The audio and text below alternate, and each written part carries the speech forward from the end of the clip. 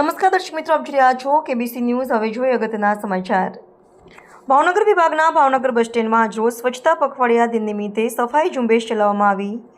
આજરોજ સ્વચ્છતા પખવાડિયા અન્વયે સરકારશ્રીની સૂચના મુજબ ડેપોના સ્ટાફ તેમજ સફાઈ કામદાર અને ભાવનગર મહાનગરપાલિકાના સફાઈ કામદાર ભેગા મળી અને ભાવનગર બસ સ્ટેન્ડની સફાઈ કરી શ્રમદાન કરેલ અને ભાવનગર ડિવિઝનનું સેન્ટ્રલ બસ સ્ટેશન સ્વચ્છતાથી ચમકી ગયું।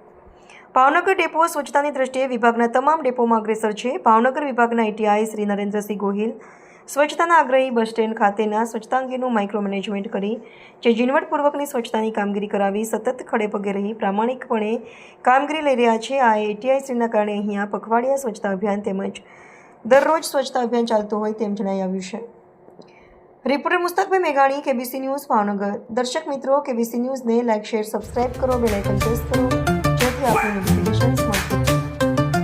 सच भारत का सपना है, हर गली हर कोना अपना है।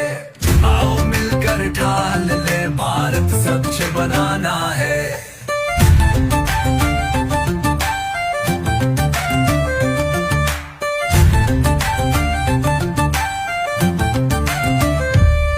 हर सुबह हो साफ सुथरी,